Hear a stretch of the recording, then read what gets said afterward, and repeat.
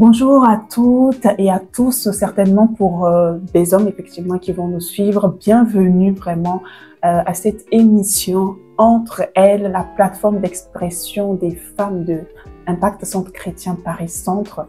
Donc aujourd'hui, on va continuer vraiment à parler de la thématique de la destinée, vraiment les dons et les talents que le Seigneur a mis en nous. Donc comme vous le savez, l'évangéliste Josiane nous a partagé ces derniers temps vraiment sur l'importance pour nous en tant qu'enfants de Dieu, notamment pour nous en tant que femmes, vraiment de découvrir et d'accomplir vraiment notre destinée. Et ça nous a beaucoup touché, ça nous a beaucoup parlé. Et aujourd'hui, vraiment, on reçoit en tout cas notre sœur Déborah qui a bien voulu vraiment venir nous partager un peu son témoignage, comment elle a fait pour découvrir en fait son appel, et comment elle se déploie vraiment dans ce que le Seigneur vraiment a mis en elle. Donc ça a été tout un processus, donc vraiment restez connectés, je sais que le Seigneur va nous faire du bien. Donc bonjour Déborah. Bonjour Odile, merci pour l'accueil. Voilà. Donc, est-ce que tu peux déjà te présenter, voilà, parce que peut-être que certaines te connaissent à l'église, mais peut-être pas forcément tout. Qui est Déborah? Voilà, donc vas-y. Donc, effectivement, je suis Déborah, je suis professeure d'anglais, je suis interprète, aussi créatrice de contenu.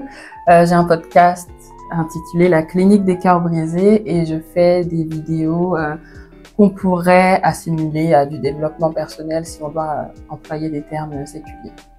Amen, amen. Ok, Déborah. Donc, du coup, sur le chemin, du parcours, justement, pour découvrir ta destinée, est-ce que tu peux nous dire déjà pourquoi est-ce qu'il est important? Peut-être nous rappeler rapidement, voilà. Pourquoi est-ce qu'il est important, en fait, parce que il y a plusieurs raisons que l'évangéliste Josiane notamment nous a partagées.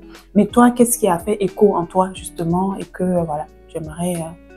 La parole de Dieu nous dit en Romains 8, verset 19, que la création attend avec un ardent désir la révélation des fils de Dieu. Et donc, on a une mission, on n'est pas là pour rien. Il y a des personnes qui nous attendent, il y a des âmes qui nous attendent. Et tant qu'on n'accomplit pas cette mission, ces personnes-là sont en souffrance, en fait. Donc, on doit se lancer et rentrer dans notre destinée pour aider ces personnes, afin qu'elles-mêmes, à leur tour, puissent aider les personnes qui les attendent et ainsi de suite.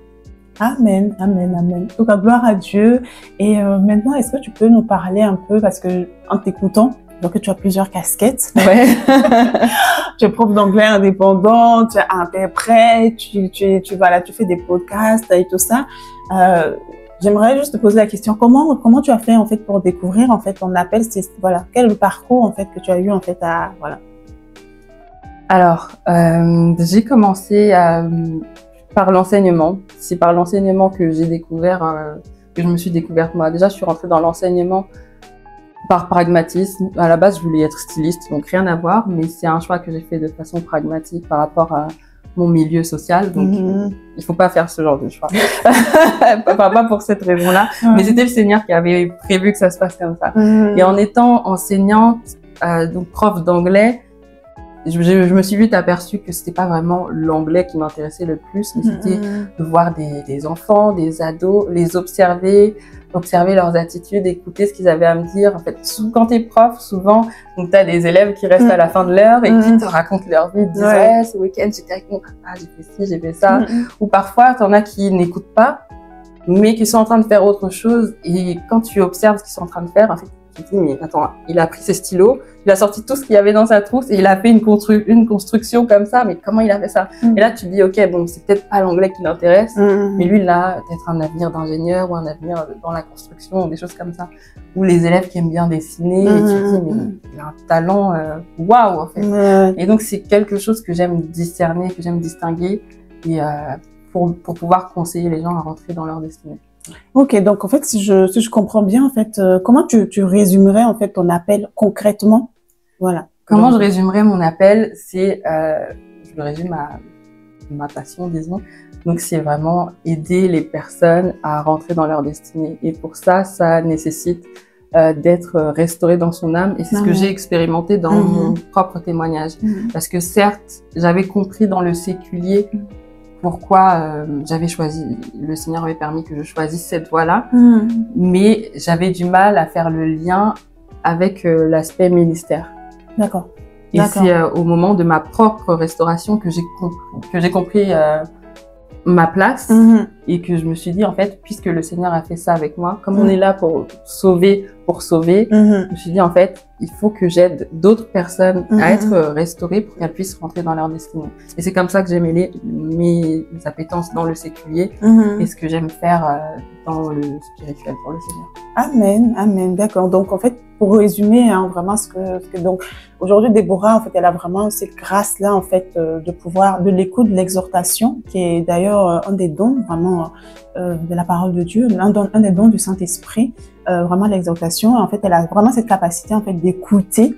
Et une fois, enfin, en t'écoutant, elle est capable, en fait, vraiment, avec l'aide du Seigneur, de discerner, en fait, vraiment pour t'aider, en fait. Donc, son objectif, vraiment, c'est l'accompagnement. Accompagner vraiment les personnes qui sont désireuses, en fait, de découvrir vraiment leurs dons et leurs talents et de pouvoir vraiment commencer tout simplement à courir, comme on vient de le dire, en fait, dans le couloir, en fait, de leur appel, en fait. Ouais. Donc, est-ce que tu peux nous dire maintenant, quelles sont les clés, par exemple, quelles sont les clés qui t'ont permis, en fait, de parvenir, en fait, à cette conclusion-là?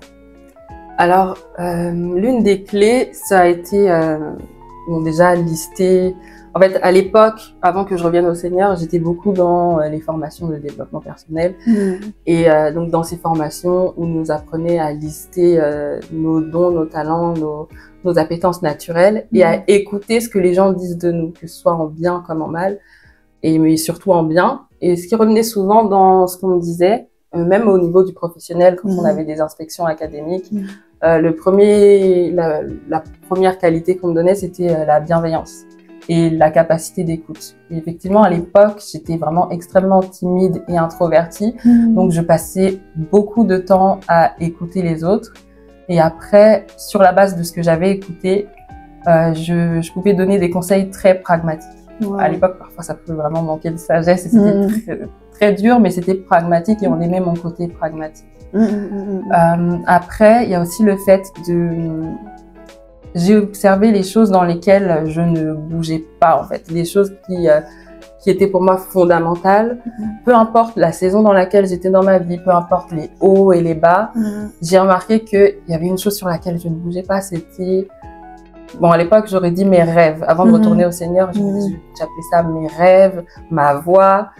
Et en retournant au Seigneur, donc j'ai compris que c'était en fait ma destinée. J'ai vraiment jamais tergiversé sur ma destinée. Donc, en remarquant ça de ma part, je me suis dit, ok, donc ça veut dire que ça c'est quelque chose qui est fondamental dans ma vie.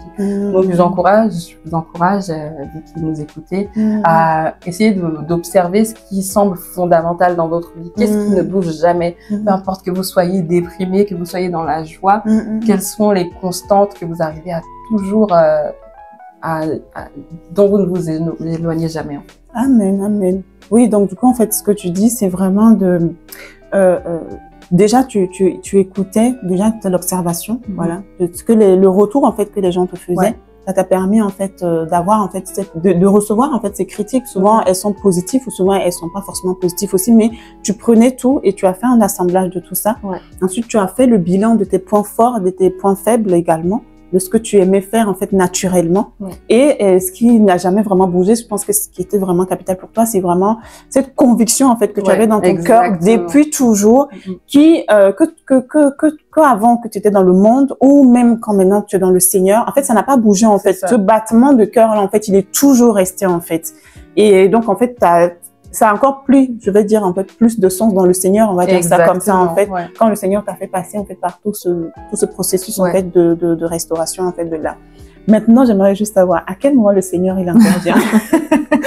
Alors, tout simplement, pour retourner au Seigneur, j'ai eu un songe et à mon réveil, le verset qui résonnait en moi, c'était « Vous êtes la lumière du monde ». Et à partir de ce verset, j'ai chercher à être la lumière du monde. Et qu'est-ce que ça voulait dire d'être la lumière? Qu'est-ce que ça veut dire de briller selon le Seigneur? Et pour ça, en fait, pour briller selon le Seigneur, il faut servir le Seigneur. Donc, j'ai commencé à servir Dieu dans mon église. Et ça, c'est la clé, une des clés vraiment fondamentales, capitales. Pour moi, on ne peut pas rentrer dans sa destinée sans servir le Seigneur. Amen. C'est vrai que le service est tellement important. D'ailleurs, le Seigneur nous encourage. Hein. Comme tu l'as dit tout à l'heure, nous sommes sauvés pour sauver. Et la Bible nous recommande vraiment de servir le Seigneur avec zèle. Et oui, Déborah, elle sert effectivement à l'église, j'ai la grâce de pouvoir travailler avec elle, donc je rends grâce à Dieu pour cela. Et comme le Seigneur nous le dit, c'est qu'il fait la différence en fait entre les gens qui le servent et ceux qui ne le servent pas. Quels sont les avantages que toi tu as observé par exemple en fait du service à l'église ou même voilà, ce que ça a bien pu produire en fait peut-être dans d'autres domaines par exemple de ta vie?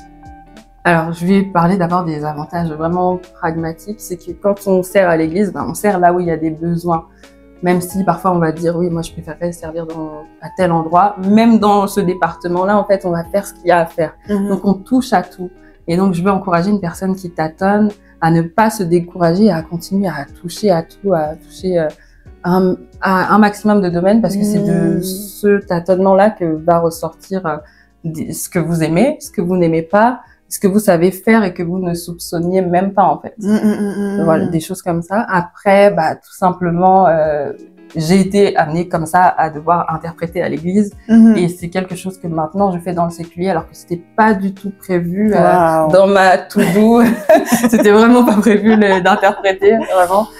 Donc voilà, donc en fait elle a commencé à interpréter pour le Seigneur et puis le Seigneur a orienté et puis voilà, on sait que c'est quand même un monde assez fermé quand même. Et c'est les contrats qui sont venus à moi. C'est pas, j'ai jamais postulé pour être interprète. C'est vraiment venu à moi. Voilà, parce qu'elle a commencé tout simplement à servir le Seigneur, elle a développé ça et puis bah les portes se sont ouvertes en fait. Ça c'est vraiment ça que le Seigneur dit que je fais la différence. C'est vraiment ceux qui me servent et ceux qui ne me servent pas en fait. C'est vraiment ça.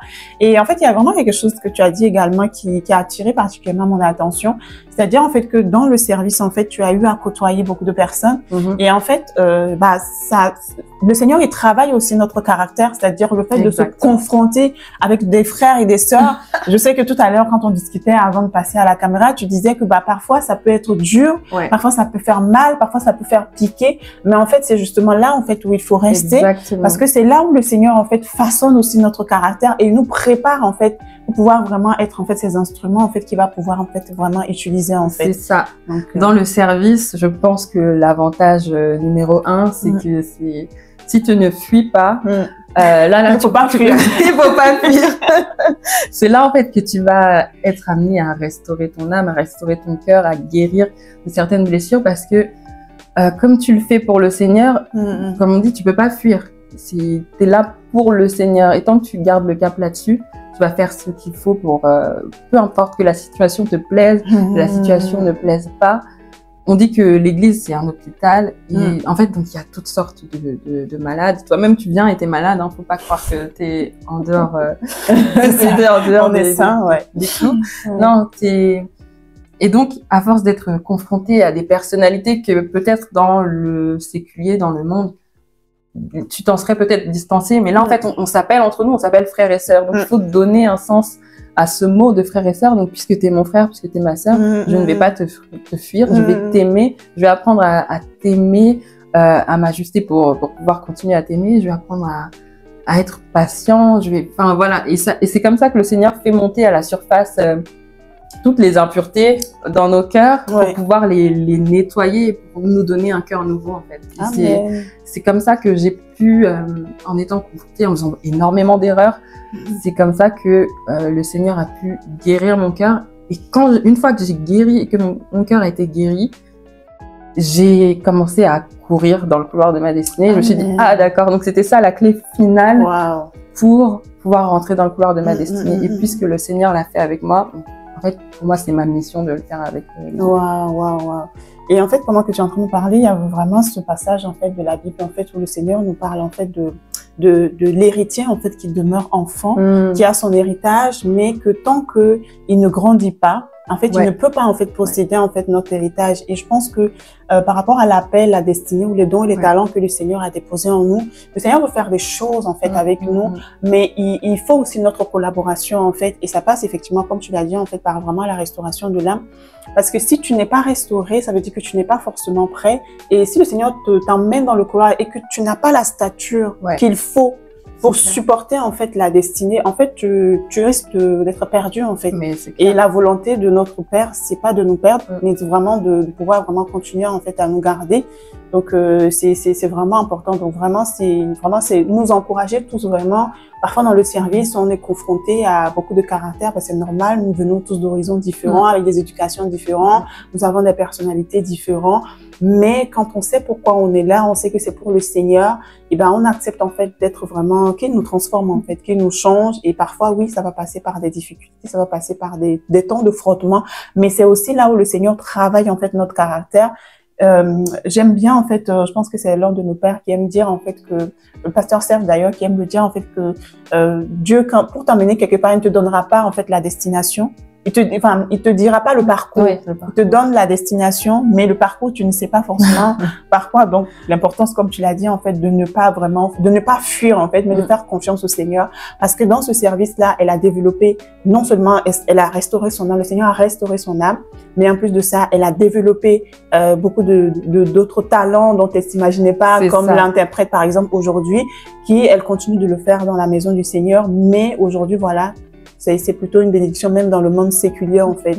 Donc vraiment gloire à Dieu et même par rapport à ça. Même par rapport aux vidéos en fait. Il faut savoir, avant de revenir au Seigneur, je faisais déjà des vidéos, mais c'était parce que j'avais un message à faire passer, mais ça me plaisait pas forcément de faire ces vidéos et c'était quand même un fardeau, mais pas dans le bon sens du terme. Donc, je le faisais comme voilà, pour déposer ce que j'avais à dire, mais sans aucun plaisir. Et j'étais vraiment crispée, je parlais de façon saccadée et tout.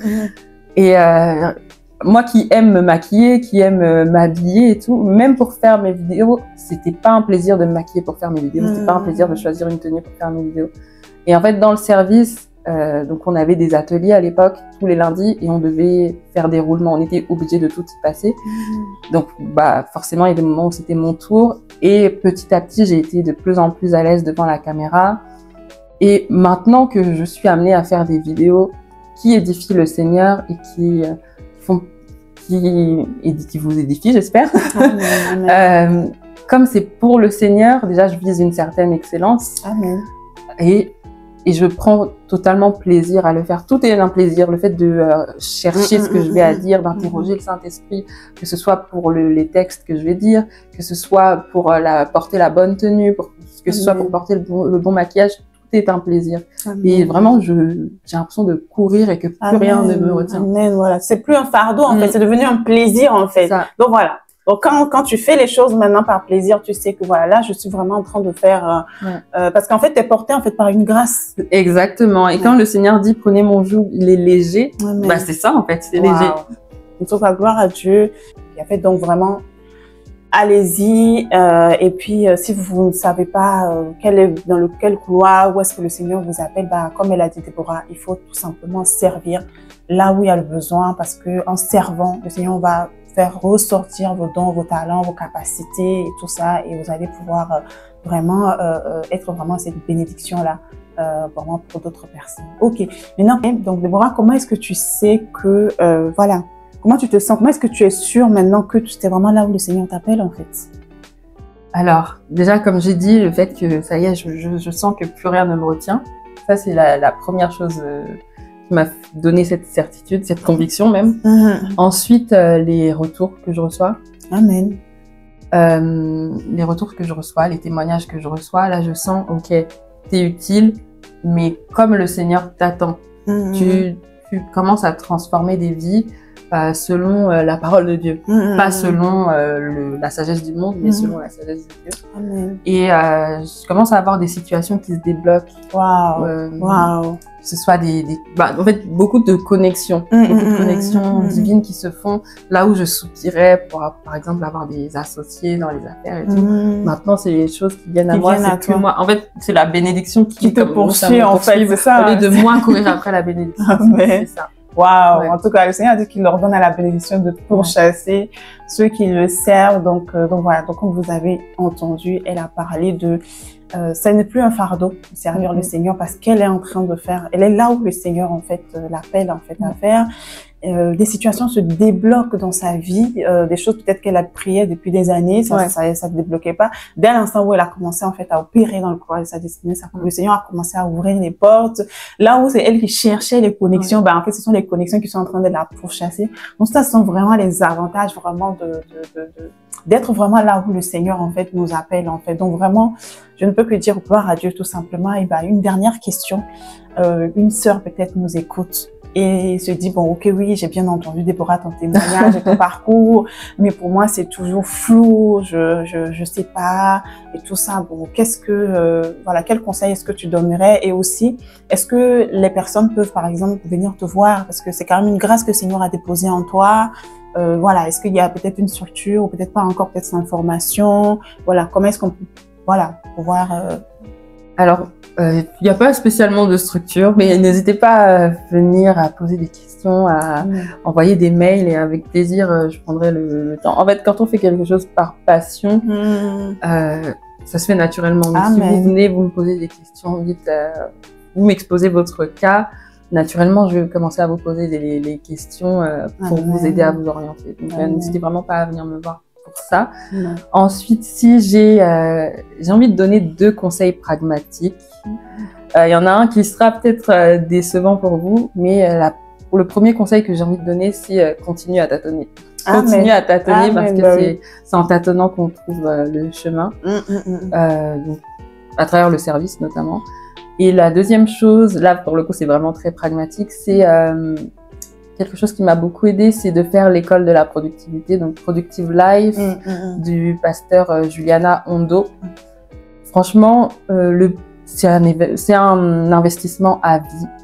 Et pour le prix que c'est vraiment, que je considère que c'est vraiment donné. Le Seigneur va pourvoir. Si vous vous déterminez à le faire, je crois que le Seigneur va pourvoir. Et en fait, elle va vous aider à travers cette formation à construire votre vision. Peut-être qu'au début, vous n'aurez rien à dire, mais il y aura tellement de témoignages avec tous les autres élèves, tous les autres apprenants, que à un moment, ça va résonner en vous et vous allez trouver les clés de votre vision et comment la décliner en objectif, etc. Ça va vraiment vous aider d'entendre des témoignages. Amen, amen, amen. Donc, c'est très clair. Hein? Donc, continuez à tâtonner. D'ailleurs, le Seigneur veut que nous puissions le chercher. Il a voulu, dans sa souveraineté, que nous puissions le chercher en tâtonnant. Donc, faut pas hésiter, même si en ce moment, tu sais pas clair, malgré les enseignements, malgré les webinaires, malgré les clés qu'on a données. Mais vraiment, je crois que en mettant en pratique et en continuant à soupirer dans la prière devant le Seigneur, voilà, en continuant à tâtonner, en servant tout simplement le Seigneur dans sa maison, voilà, le Seigneur va te conduire également, toi également, à trouver ton appel, à trouver vraiment là où le Seigneur vraiment te veut, afin que vraiment tu puisses expérimenter ce que, voilà, Déborah, elle expérimente aujourd'hui. Elle est épanouie, ça se voit très bien, elle est épanouie, et voilà, on voit vraiment la main du Seigneur vraiment dans sa vie, les portes qui s'ouvrent vraiment, toute la grâce, vraiment la bénédiction et la grâce du Seigneur l'accompagnent. Donc vraiment, c'est vraiment pour nous encourager vraiment à travers tout simplement ce témoignage-là qu'elle a voulu nous partager. Comme vous avez vu, ça n'a pas été un long fleuve tranquille. Non.